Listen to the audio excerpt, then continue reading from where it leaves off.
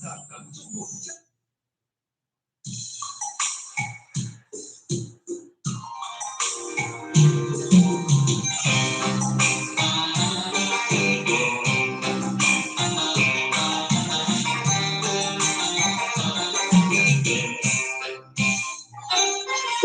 lai năm mới đến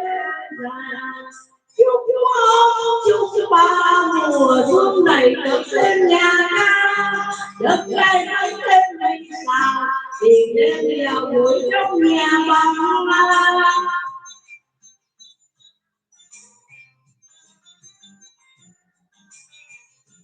Xuân về nguyện cầu cha mẹ vui khỏe, chúc